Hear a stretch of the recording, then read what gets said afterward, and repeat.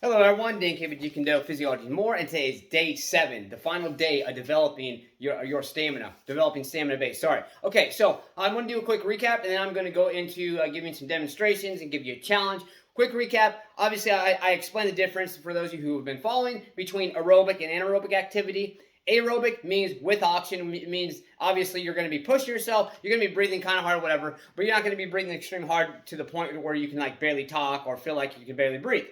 Anaerobic activity is the exact opposite, whereas it means without oxygen, meaning you literally, like I kind of made the term the other day, basically when you're crying to your mommy that you want to help, oh, God, please help me, somebody, that's how you know when you're doing anaerobic activity or stamina-based training. Now, that doesn't mean you need to feel that way 100% of the time, 100% of your training, but it just gives you kind of a platform to gauge yourself by, or a scale, or however you want to say that, or put forth, however you want to do that.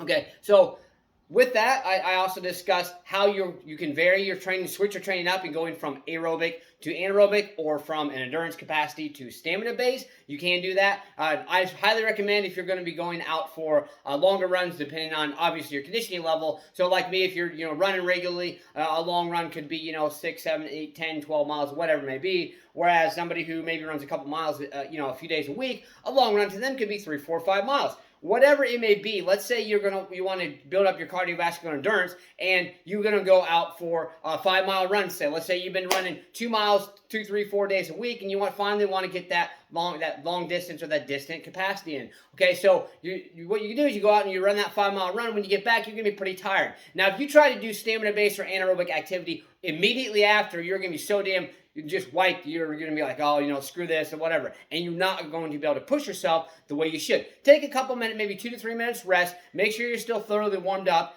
Get hydrated, and then go into something different, such as jump rope, more of a faster fashion to get your stamina base up, or some jumping squats, or some box jumps, or some speed sprints, things like that. That is going to tap into your anaerobic capacity, once again meaning without oxygen, and get you that stamina base you've been looking for. Okay, so now that I gave you a recap, I'm going to show you a couple demonstrations. First one is going to be going from the cardiovascular response or cardiovascular training, conditioning, whatever, to the stamina base. Now, I'm going to simulate this and give you 2 examples. One example, let's say we're going for a run, but I'm going to use jump rope so that I can actually record the video. Now, this is a speed rope, and I think I need to reset it. So I don't usually go.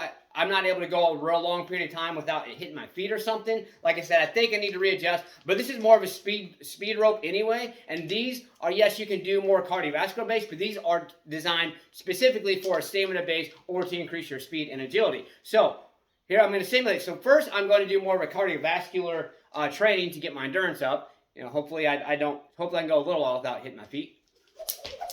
Okay, so just like this, right? Boom, boom, boom. Say we've been doing this for maybe a couple minutes, whatever. Okay, see, I hit my feet. Say we've been doing that for a couple minutes, whatever, and then stop, take about a 10-second rest, and then something like that. And then take about a 10-second rest, hands above head to get your oxygen. Take about a 10-second rest, and maybe do some jumping squats. Whatever it is, maybe do some box jumps. You could even do some what I call side angle lunges. Boom, more speed base, boom. Back and forth, whatever it may be. You can do some kicks, boom, boom, punches, whatever it may be, okay? But what you want to do, once you get down to your cardiovascular exercise, only take about a 10-second rest, unless, of course, a long run, like I said, but in between each individual one. So I just did that. Now, I'm going to take a 10-second rest, 10 seconds, and then I'm going to go into something different. So maybe grab yourself a barbell. If you're advanced conditioning and training like myself and many others out there, and do some jumping squats with your barbell.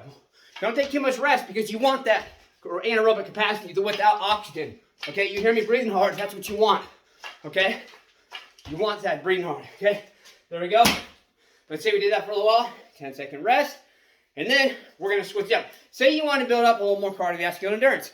So what I would do with that, maybe take a 1-minute rest, go back in. Let's say, for instance, like I said, sorry, I didn't say that right. Say you want to switch back and forth because you want to build up your cardiovascular endurance and stamina base. Okay, so then you go back and doing your your cardiovascular training, right? Boom. Or go for like a easy 2-mile run, and then come back, and then when you come back, since you've already got warmed up thoroughly, immediately going into stamina-based training or whatever it is, okay? So that gives you an idea on how to vary back and forth. And I gave you some demonstration on some different exercises. Now, with the stamina base, there are so many things you can do. You can do interval training. Any of you who ran track or cross country know about interval training. When it comes to that, that is going to really greatly develop your stamina.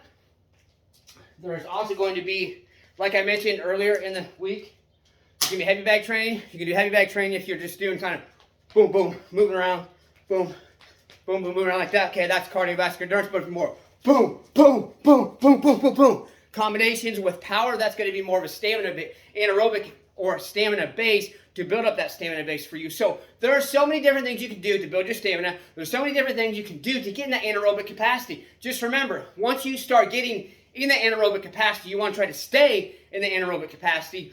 With the exception, like I said, if you're trying to build up your cardio and your stamina base, you can switch back and forth. But if you want to focus mainly on developing your stamina, please, please, please stay in that anaerobic state for as long as you can. Like I said, take the 10 seconds rest in between. If you get really, really tired to the point where you're losing your focus or you're losing your form, obviously you don't want to hurt yourself, then maybe take like a 1 to 2 minute rest and then go back into it. Maybe switch up your exercises, something that may not require as much as much coordination for the form, because you might be totally worn out. You can barely maybe barely stand up. So then sit down and do some things. Yes, there are so many different things. Like I said, you can even do explosive push-ups. You can do push-ups with weight and just do them a little bit faster, or even do explosive push-ups with weight.